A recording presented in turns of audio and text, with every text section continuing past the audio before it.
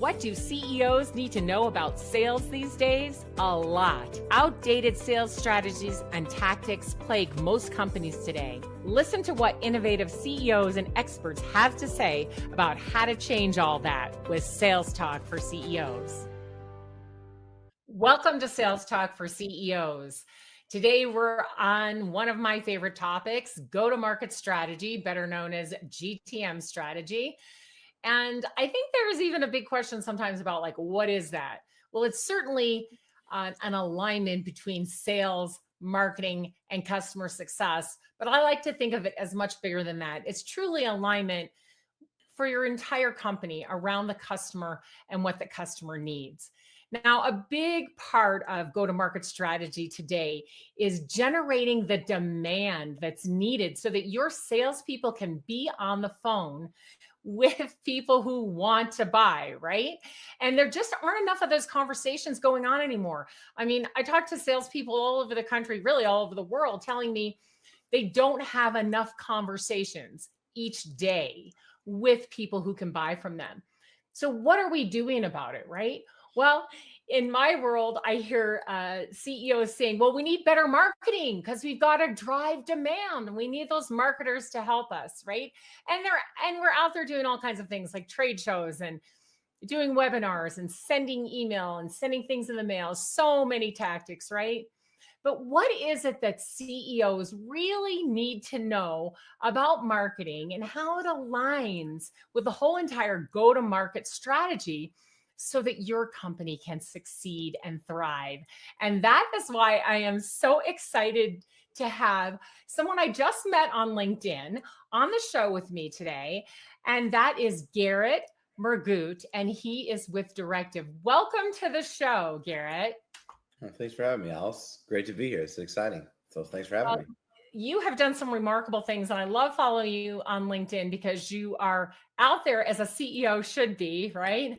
Posting and to help with that marketing, that demand, and that whole thing. Yeah. But I'm really anxious to jump in with you on go-to-market strategy and really what that looks like, because it's mostly digital these days, right? And in 2025, it's very different than it was 3 years ago.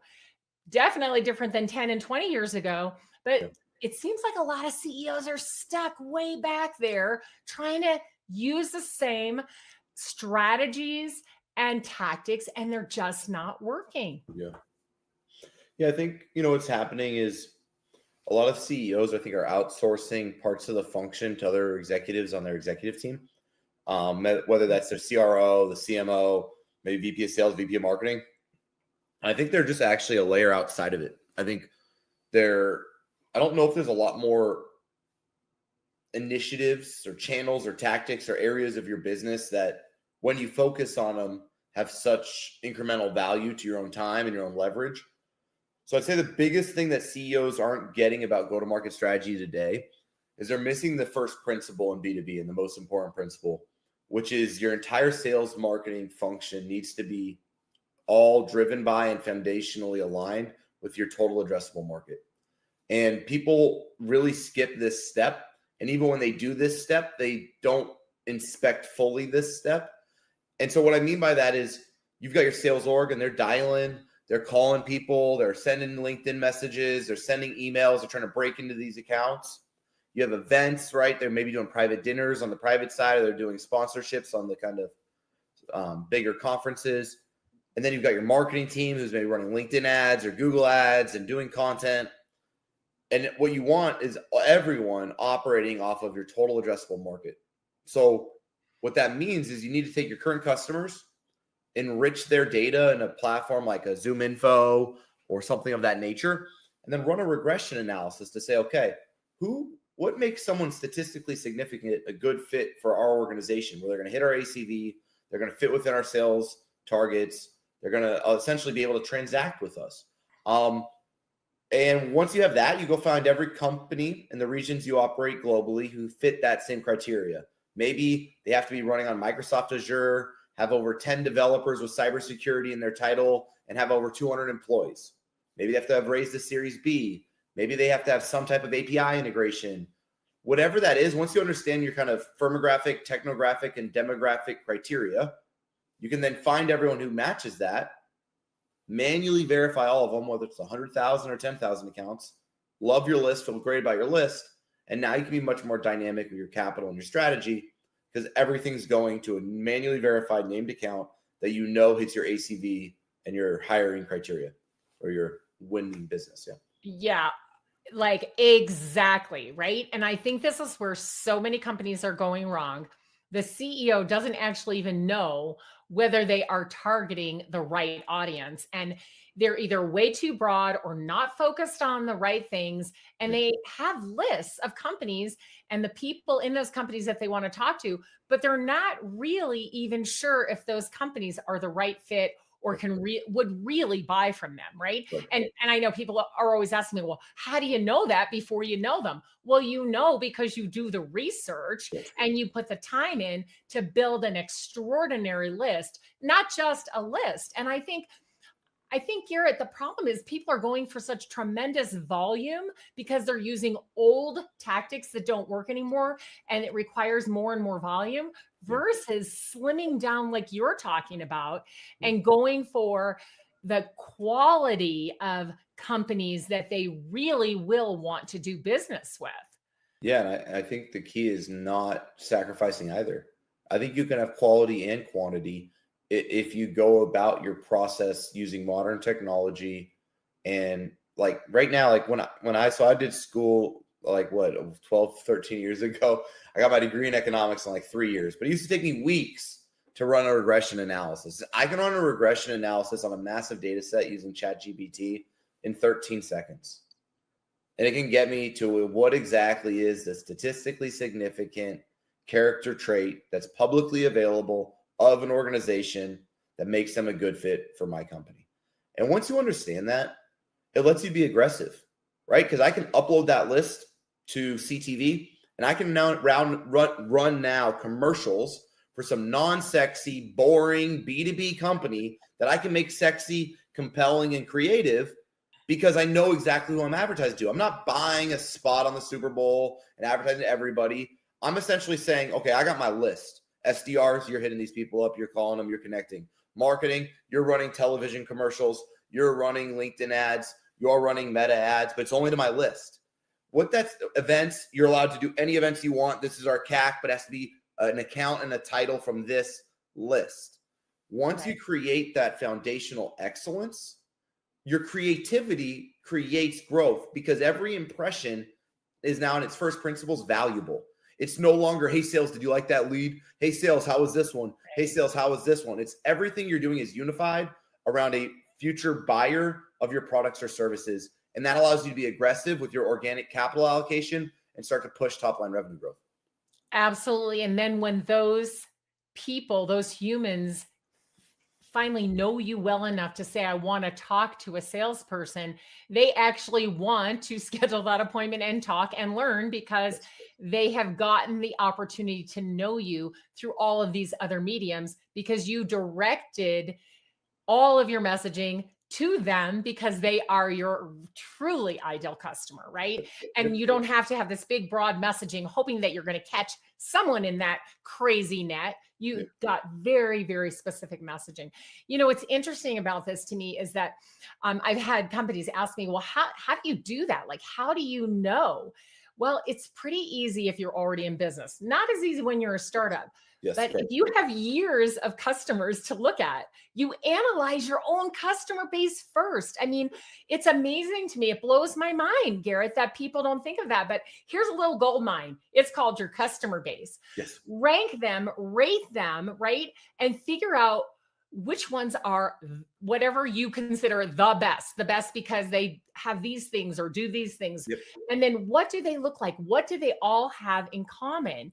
Now you've got your parameters to put into that ChatGPT, right? And run the lookalikes and build a really, really good list. But it's amazing to me that people don't think of it.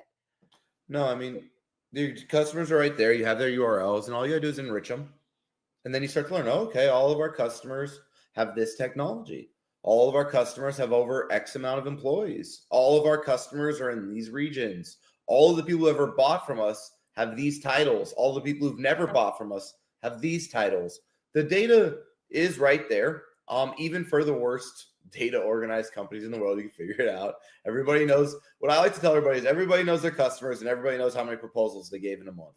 So it's pretty easy to figure out close rate, ACV, build your LTV CAC model, figure out what you can pay to acquire a customer, and be aggressive. And I think a lot of times, I've been doing this now for 12 years, and we lose a little bit of our curiosity and our drive. And we start to believe this lie that we can outsource parts of our business that are not yet successful and not have our energy and attention on it. And it'll magically work because we found some guru genius, perfect VP. I wish that was the case. It'd make my life a lot more fun and a lot easier. But I found that the top performing CEOs do a really good job getting out of anything that's in the operational stage of their business and getting really deep on things that are in the building stage of an initiative. And I'd argue most CEOs have skipped getting really involved in the marketing. And if they actually reviewed their own marketing, they could very quickly, very succinctly help better articulate it, because I found CEOs very deeply do know their customers and why their products and services exist, what makes them different, why they're compelling.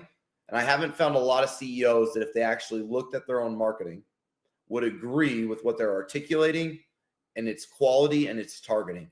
And I think if we just slow down a little bit and look, that's the start of greatness when it comes to improving your business's ability to attract customers. Oh, absolutely. I mean, I have put emails in front of CEOs that their salespeople sent out, and they have been appalled. I'm like, oh yeah, I mean, we this is all what are. you are sending. Yeah. This is what your company is sending out. This is representing your company, and you're allowing it. And the worst part, Alice, is then they say that email doesn't work. And so this is, I think, the fallacy of being the CEO is that you throw the baby out with the bath water without ever properly inspecting the bath. And so what I mean by that is your team tells you things. Hey, LinkedIn cost per leads are up 10x right now. We got to scale spend off of it. The platform's not working. Okay. On one hand, you could assume perfect execution, perfect creative, perfect copy, perfect value prop, and it really is the channel. But what I'd encourage any CEO to do is go look, because I've found that almost every channel could work. M&A is a great growth lever if you buy the right companies and you integrate them and you do it right. It's also bad if you don't. LinkedIn ads is a phenomenal growth lever. If you don't use LinkedIn's own targeting, you upload that TAM we're talking about, you do the right incentives like value props and maybe even gifts, exchanging essentially maybe a gift card for a meeting, AirPods for a meeting, right? LinkedIn does not have intent data. So just for all the CEOs listening, advertising today is in two buckets. There's search, which has an intent, but no firmographics or demographics. So what that means is someone can search for ERP software, and I can position my product to be discoverable when people are looking for it on Google. However, I don't know if they're a CTO. I don't know if they are head of finance. I don't know if they're at a company that would actually have enough budget to acquire me. And so what happens is the channel of Google struggles as you move up market and your ACV goes up, because when you put the word enterprise ERP software, you go from having 1,000 people searching to only 100. In other words, search is hard to move up market with and to create profitable growth from for sales-led companies that have higher ACVs. Conversely, LinkedIn's phenomenal. It has the right title, has the right company, but they're not in market and they're not intent. So people go advertise there and the cost per lead's too expensive to justify the results. So we at Directive have developed our own methodology that takes what I learned from running SDR teams, ironically, and applying that SDR best practices to outbound advertising without the cost of a human to unlock certain of these channels. And we use incentives like gift cards to generate intent when you're on non-intent platforms like social media. Yeah. You've got to be creative. You cannot rely on what used to work. And you've got to know the people that you're selling to and what's going to engage them, right? Yes. So if you don't know those things, your LinkedIn ads, your search, none of it's going to work. But also, like you're saying, it's not specific enough, especially with search, right? Because it's just too broad. And then, like you said, you take out a few words and all of a sudden you're down to almost nothing. So Yes. you've got to be more creative that. Now, I think that CEOs today, they come from all different backgrounds, but rarely do they come out of sales or marketing, right? Yeah. So when you talk about a go-to-market strategy, they feel like they need an expert. They're not the expert. Whereas a lot of times in finance or operations, they feel more expert, especially if they're the founder and they develop the thing, right? Yeah. And so they like to live there in product and in operations and in finance and in some of these other places. Yeah. But what you and I are both saying is that the CEOs have to Yes. learn enough and understand enough about go-to-market strategy to be able to help direct their team. Yeah. And one of the things that you mentioned earlier, and I think is a big mistake, sometimes way too early, CEOs hire a CRO. And I feel like the CRO is really doing the CEO's job. It's like, you Yes. are the CRO, right? Yes. Yes. You've got to know how to make sales, marketing, and customer success and everyone who touches the customer align together, right? And you've got to get your company keenly focused on the customer. You've got to keep your ear to the customer so you know. And you also mentioned that these marketing materials or messaging that we're sending out through every different channel, the CEO knows it best, and yet they are not in touch with it. And so marketing is making up language and building messaging for sellers to send out that is meaningless to the people who are receiving it. And as I mentioned, CEOs would be appalled half the time at the message is going out. So let's talk about what the CEOs can do who don't feel as comfortable in sales and marketing in that GTM world, right? But to help themselves and help their teams. Like one of the first things I think is just like help them understand what's in your brain and what you know, right, about your products and services, and more importantly, what you know about your customers. Yeah. No, I think CEOs in general, and I'm victim of this as well, we go through our phases, but I think sometimes we have this false belief that we've earned a certain level of hands-offness in our organization because of how long we've done it or how successful we have been. And we think that we can almost play business. That's not to be insulting or anything, but it's to say, when I say play business, it means that you can go over the P&L, make sure you really understand it. You kind of go through some ops stuff, you look at the product, but you're not creating incremental value for your organization. And frankly, all that stuff right there is in the ongoing. And what I mean by that is that stuff that is where your VPs and your C-suite and your leadership group is going to excel, is when things have already been built and are now need systems and processes that you're probably getting in the way of. Now, the thing that you never can get out of, that never is actually ongoing, is sales and marketing. These are short shelf life campaigns. These are dynamic behavioral changes. There's competitors entering with new billing mechanisms, new packaging, new pricing, new terms. Marketing is not button pushing. It's how you position your products and services in the marketplace to compete against this kind of apathy, frankly, most often. Excel, second most often, and third most often, other actual companies. And so when I look at what CEOs can do, I think the most tactical, simple thing a CEO can do is set up a couple meetings. So what I do, that's always been when my company has grown and seen success, is when I set up a weekly meeting after I've set my strategy. So we do annual planning. I do annual planning from about October to December, where I really look at our budgets, look at our capital, work with my exec team and say, okay, what are our core initiatives for this year? When I fail is when I design all the initiatives, I bust my butt, I put together a great plan, and then I think that I can stay above the implementation and execution of new initiatives. And when I succeed is when I simply set a weekly meeting with the team dedicated to the initiative. There, I get visibility, I get pace, I get involvement, and I create alignment. I'm not telling my team how to do anything. I'm narrowed in and I'm really focused on two things that every CEO can be great at in marketing, which is what are we doing and why are we doing it? How we do it is what you pay your professionals for. I don't need to be the expert. Frankly, I don't know how to push the buttons in Google ads or LinkedIn ads, but I know what will resonate with my audience and why we need to do it to convince them to hear more about our product or service. And so I think the biggest thing CEOs can do, like the ultimate thing they can do right now, is set up a weekly meeting next week, and not just a marketing meeting. Make it an initiative within marketing. So make it a LinkedIn ads weekly meeting. Make it an events weekly meeting. Make it a organic content marketing weekly meeting. Don't keep doing these macro meetings. They're just like crappy versions of one-on-ones that don't move the needle.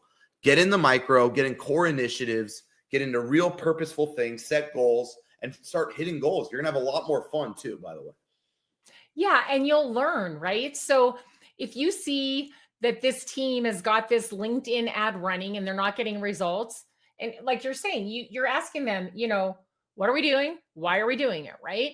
So, okay, why are we running LinkedIn ads if we're not getting any results? Oh, well, we think they can get results. All right, well, what changes would you have to make? I mean, you really just need to be the asker of good questions so your team can think and grow, right? We talk about team development all the time, and we might even run trainings and stuff, but one of the best team developments is simply asking hard questions that makes your team members think, and they have to, if they don't know the answer, they're going to have to go find out, right? So how do we write better LinkedIn ads? That's my question for you all this week. Tell me next week when we're back together and show me that the better writing has worked, right? Or else we are going to say goodbye to that budget for LinkedIn ads, because if we can't do it well, why would we even do it, right? Right. And it's not that the results are what you need right away. You need the inputs. And I think that's kind of my feedback to exactly what you're saying. It's like, don't worry so much about results. The results are a byproduct of great work in any craft, in any field. Doesn't matter if it's a sports and it's practice related, or business and it's copy and creative related. Bad ads don't work. Good ones do. And you can wait as long as you want on the bad ones. It'll never happen. And if you wait long enough on the good ones, it will happen. And I think it's all a matter of getting presence and activity, because your CFO is going to go around you and shut it down. And then you're going to hear from the team around why LinkedIn doesn't work. And now you know what you have as a B2B company? No way to socially advertise to your audience. There is not this infinite amount of channels and ways to grow your organization right now. And so you can't give up on LinkedIn ads if you are a B2B company. There is no better way with a more active audience that you can title target and have account matching at. You have to figure it out. And so to me, a lot of this is just about accepting reality. I have a saying called embrace reality, don't manipulate it. If you are a B2B organization, you have to embrace the reality that there is one social media platform for you to interact with your buyers on, and it is LinkedIn, and not figuring it out is not an option. And I think you really just have to embrace that and get yourself active and present. Yeah, absolutely. I think that CEOs fill their time up with a lot of things, right? And they seem super important. But the question always is that meeting moving the needle, right? Where you could have these meetings with your teams on very important topics and actually move the needle, right? We're here to drive growth. Why else would you be running a company? So if your job is to drive growth, you have to know what's happening. It's too late when the numbers don't come in and you're like, well, what happened? Why didn't we hit our numbers? Too late, right? You've got to be ahead of it. Starts with building the strategy, like you mentioned earlier, but then you can't just say, okay, we'll meet on the strategy quarterly and see how it's going. You've got to dig in and understand which of those initiatives in that strategy are going to move the needle the most, and you've got to stay involved. The other reason I think to stay keenly involved in the marketing, especially the marketing messaging and the sales messaging. Let's just talk about all go-to-market messaging, right? Is the customer. You are meeting with your biggest customers because that's part of your job as a CEO. You may be meeting with the biggest prospects as well as a CEO, because that's super important as well. But you know them, you know what they're thinking. You also think at their level of these senior people that you want your salespeople to have conversations with, right? So you're the one who has all that in your brain. And it may sound mundane to review marketing messaging that, a CEO should never do that. The marketing leader should do that. Wrong. The CEO has to do it because they're the ones who know. And they know whether that messaging will fly with the customer or whether it won't, whether it's intriguing, compelling, which is what it has to be, or whether it's garbage, right? I mean, we could write a lot of pretty words that aren't going to get our message across to the right people and think that we've done a great job. Look, this is great copy. Let's send it out. Well, let's send it out. Okay. Let's first tune it up, make it better, send it out. Does it work? Doesn't it work? Tweak it. And so that's why those meetings you're talking about are so important. All right, you sent out 1,000 emails today. What were the results? Yes. What can we change to increase the results? Again, you are the asker of hard questions. Yep. You have to get your energy. You have to get your intensity. You have to get your presence. Your marketing and sales team forgot about that new product you launched that made time to deploy 30% faster, and they're not mentioning it right now. They're using 3 logos that if you saw those 3 logos, you'd be like, why are those the 3 logos we're using as social proof? We have these other 3. Okay, well, what percent of the titles are the ones interacting with our ads? Why are we doing that title? That title's never bought from me. I've been doing demos here for 15 years. I think you will start to find that your marketing is not working because it's not good. And it doesn't have to be complicated. You don't have to be an expert in CPMs and value-based bidding and programmatic advertising. You need to be involved. And I think the biggest thing I've realized is I can't win with macro level meetings and one-on-ones. When I win is when I design a really good strategy. I hire a great team to implement the strategy, and I actively involve myself in weekly 30-minute meetings around those initiatives so that I have visibility for a short amount of time every week around what we're doing, why we did it, the impact it had, and what's next. And if I stay really disciplined on those things, I'm able to outperform my competitors if I just essentially stay focused and work hard and don't give up. Yeah. Oh my gosh. I mean, I feel like that just summed it up beautifully, right? This is just really what it is. And as a CEO, if you're not willing to do that, no one else is ever going to do it for you, right? You can't hire that done because you need to be meeting with the smart people that you hired, to help them advance all of this and to advance themselves, right? Again, it's asking those hard questions is what advances all of us, right? So let's get into the tactics a little bit now, because I'm sure everybody's going, okay, great. So what should we do, right? You're a great marketer, Garrett. Tell us what to do. Yeah. Well, first of all, follow him on LinkedIn. And when you ask to connect, make sure you mention that you met him on my show. But he is doing exactly what you as a CEO should be doing for his company. As CEO, he is out there sharing great content, not just telling people what to do. He's literally telling you how to do it, right? So let's go through some of the basic things. I'll kind of guide you through some of the things that, most of our clients are doing. And I want to start with one that almost every single one of my clients does and really could do a better job at. Let's just face it. Trade shows and events. Okay. All right. Let's start there. So what are some of the best tactics that are working today if you're going to attend someone else's event, call it a trade show, conference, whatever it is, or you're going to hold your own event, which I think is really the key these days. But I think that's better. Tell us about, start with a little bit on trade shows. If you're going to do them, what are some key things? And let's move to having our own events, which I think is a phenomenal way to go. So on the trade shows, I think there's a sponsorship I love that I think is exceptionally cheap. People totally devalue. And is my favorite brand style sponsorship for events and trade shows. And that's the lanyard. It's in every photo that anyone posts. It has more impressions than anyone else. It's an automatic conversation starter for everyone working the floor.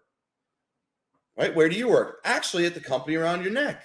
And now you have credence and credibility. Also, it almost looks like it's your conference because every person is wearing your swag at the entire event. It's also the cheapest sponsorship. I'm ruining this for myself right now, but it is the cheapest sponsorship as well. So my favorite way of doing it, I'd say booths are out, and activations are tough around events. You have a lot of competition, especially in B2B. The higher your ACV is, usually the lower volume count of users, which means your events don't have as much brand swag and awareness as PLG companies that have high volume of users. So it's hard to get people to your breakfast, your lunch, your dinner when there's so many competing activations around the conference at the same time. What I like is the speaking. I think Yes. it's really, really important. Less booths, more lanyards, more speaking, and then try to do your activations, ironically, not at the same time of the conference where you have less competition, because the big, sexy PLG, low price brand with hundreds of thousands of users always kicks your butt and on the party.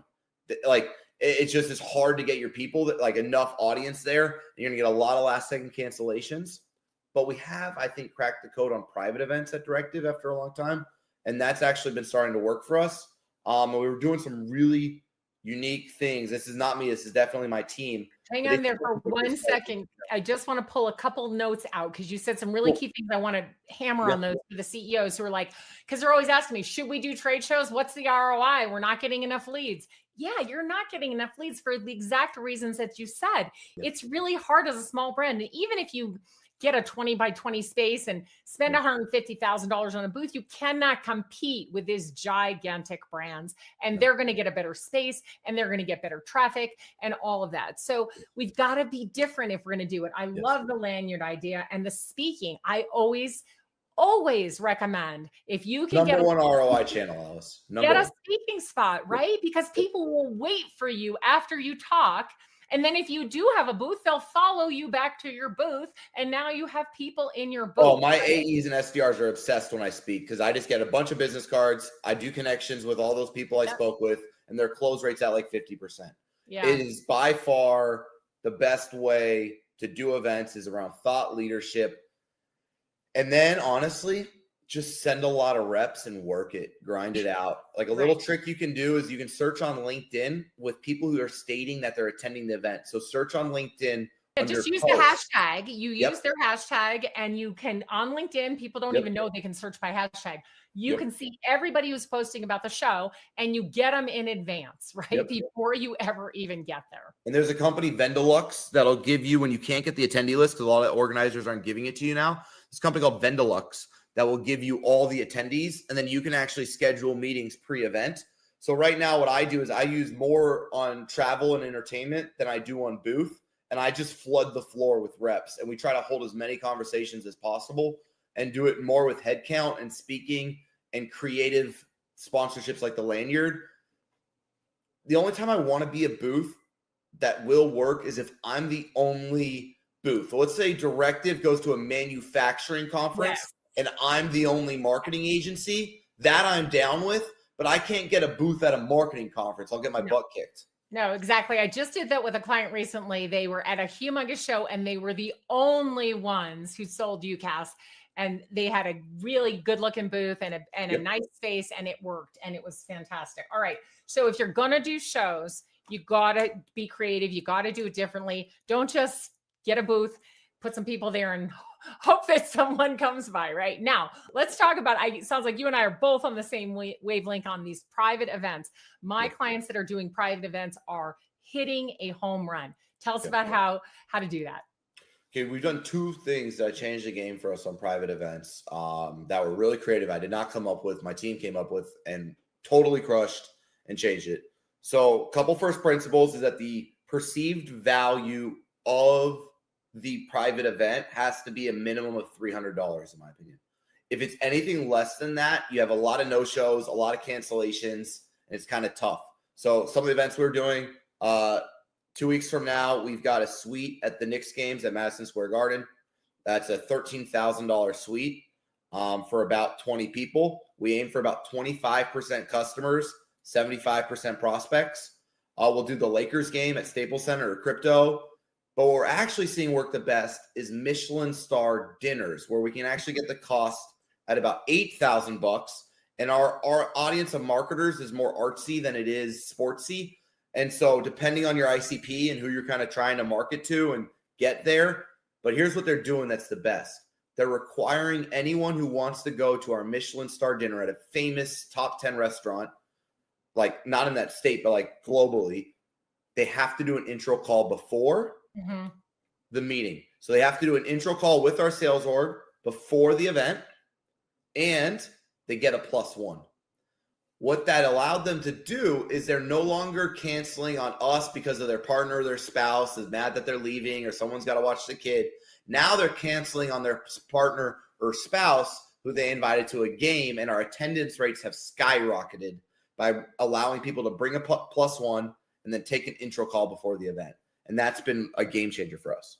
Yeah, absolutely. I love those two ideas because without them, like you said, it becomes, oh, you're going to a fancy dinner and I'm staying home with the kids, or you're doing this, I'm doing that, whatever, this sport, another sporting event, another this. And we do want these higher level people to come, right? Yes. We want the decision makers, the C Yes. level, the VP level, the director level. So we do have to give them something that makes sense. And the other piece I love about these private events is the networking.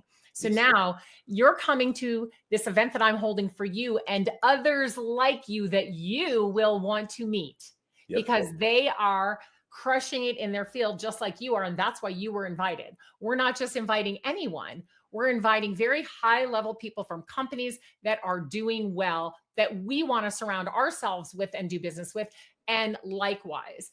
And so that networking aspect, when you help people understand, it's amazing, right? Look at who you're going to meet, plus we're going to have a good time. We're not there to talk about business necessarily. We're there to talk about just build relationships. And you can build it around your VIP clients. Yeah. So that's kind of the key there, Alice. So like what we'll do is like this Knicks game, we have Greenhouse as a customer. Greenhouse is a phenomenal ATS software, well known in the space. Well, Greenhouse then is a part of our is a VIP guest for us. So when we're inviting someone else to join, it's like, hey, our customer Wiz or Gong or Dropbox or AWS or Greenhouse will be at the event. I think it would be a great time for you to meet some of your peers at organizations that I know you admire, as well as have a chance to relax, grab a drink. We're not going to be talking on any sales.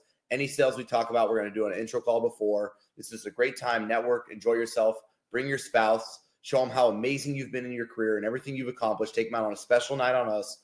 And we just love to be a part of your life and a part of your community.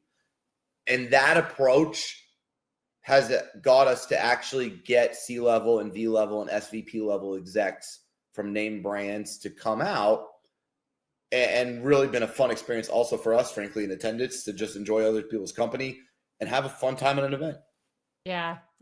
Can't beat it. And honestly, it's less expensive than the trade show. By the time you pay for the space, pay for the booth, pay for the sponsorship, send everybody there, feed them the whole time, it's less expensive. So, and you get so much more bang for your buck. And it's just phenomenal. All right. In the time we have left, let's pick just a couple others that are really working right now. So I do want to talk about LinkedIn a little bit because I talk about it a lot with CEOs, and you've already mentioned how great the ads can be if you do them well. Yeah. But I want you to talk about from a CEO's perspective, because you are doing this, and I mentioned it, you are on there on a regular basis, sharing great content with people. So how does that help? Why should a CEO do that? And what's the payback for that? Well, first, Alice, I'm going to be honest, and most shouldn't, because you can't half-ass it. I'm sorry. There's no ghostwriter. I've done it wrong. This is the real honest truth. So I've done more content to fewer people than any CEO in my category. And I tell you right now, I did it wrong for a long time because I did content because I thought I had to do content, and you're supposed to do content, and you just got to do content.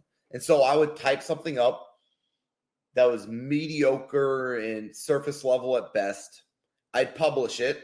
I'd get no haptic feedback loop. In other words, I'd have no positive impressions. It wouldn't be worth my time.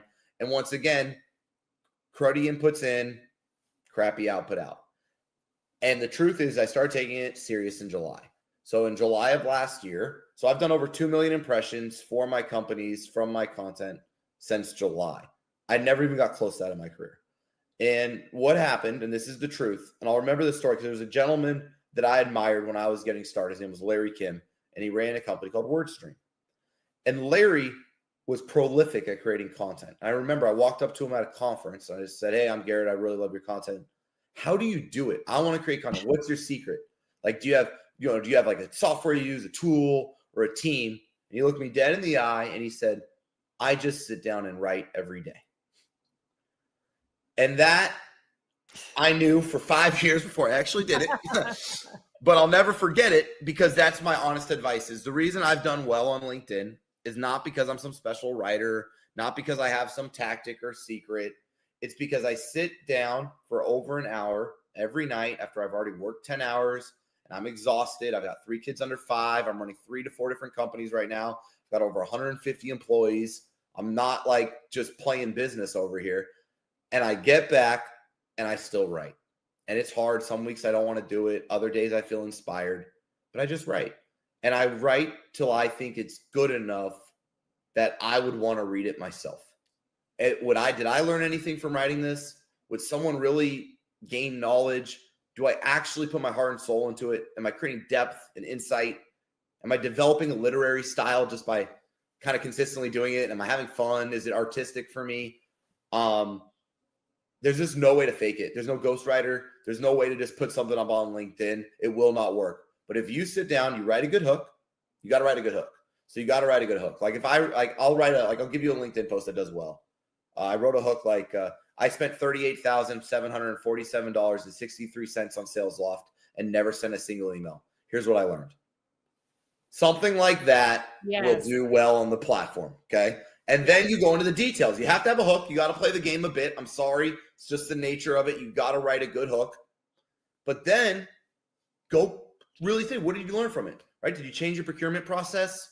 Is there a business case template you made that someone could hit comment to get? Like, is there something you give away? But go into the details, share a real story, be insightful, go deep, and you will build a following. But you got to be consistent. It's only 3 posts a week. You got to write for 3 hours a week, and you will be the most successful CEO online in your space with 3 hours a week and some effort. It just doesn't take that long, but you're absolutely right. You just have to do it. There is no shortcut. I'll say there's the only thing that I do sometimes is I will try to get a better grabber sometimes using ChatGPT or something. I do the same thing. I'll write a hook, and if I don't love it, I'll put it in ChatGPT and say, my audience is CMOs of B2B software companies that have over 200 employees. I'm trying to write a LinkedIn post. Can you give me 5 different hooks off of this one? Yeah. And I'll use it for hooks for sure. Before there was ChatGPT, there used to be this tool I used that was just like a headline grader, and it would make suggestions and stuff. I forgot what it was. CoSchedule. They put it out, and I used to use it all the time, and it really helped me a lot because that's the hardest part, getting that hook. But if you don't, people won't read it. So all that good work will go to waste. So all right. Gosh, we're just getting to the end of our time, but I want you to share one more, and I'm going to let you pick. What else is really working for your B2B clients right now? Conversation ads. It's the best ad unit in the world. So there's an ad unit on LinkedIn called a conversation ad. And what it looks like is a old school sponsored in-mail type ad from back in the day. So about 6 years ago, this is how I grew Directive from 6 million to 23 million in 2 years, about 6 years ago. And I did it almost all through conversation ads and gift cards.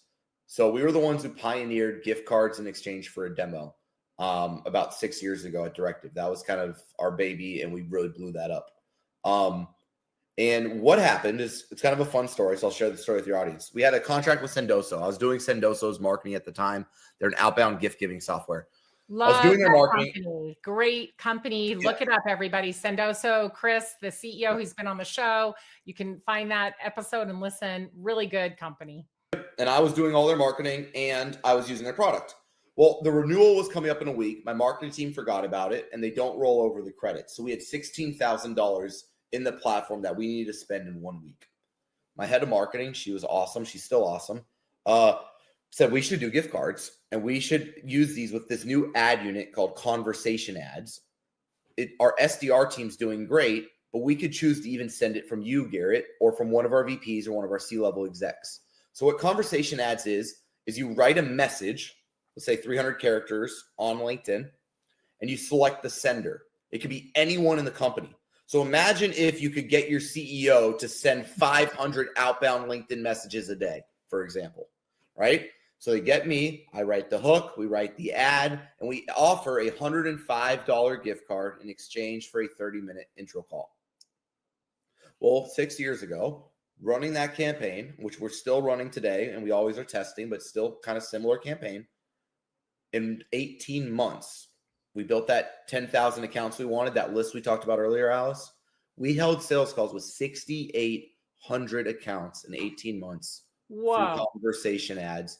And because of that ad unit and that strategy, I built the largest software marketing agency in the world and the largest B2B performance shop, literally just from running gift cards and conversation ads. And we were averaging about 15 to 18 million a year in bookings before this recession, essentially, just from conversation ads.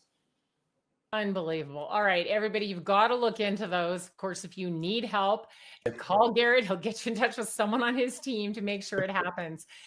Garrett, thank you for your enthusiasm, for sharing these tactics, for sharing your own stories that I know our CEOs are going to love. If there's ever anything I can do to be of help to you, please don't hesitate to let me know. And if people want to find you, what is the best way for them to do that? Yeah, check me out on LinkedIn. As I said, I'm trying to be active. It's not like something I actually deeply am like inclined to do and love. I'm not really an influencer type, but I love sharing and helping people. So I do really put a lot of time into the content. If you want to learn kind of about, I really just talk about like marketing, leadership, and agencies. That's about it. I just talk about the stuff I know. And then I run 2 organizations. One's called Directive. We do performance marketing for B2B. And the other one is called Abe. And we do LinkedIn ads for B2B. So one agency just does LinkedIn. The other agency kind of does everything for any channel really in B2B. And they're both great organizations. And we'd love to chat. So yeah, reach out. Well, thanks again for being on the show. I really appreciate it. And I love the way you shared so openly. Thank you. Of course.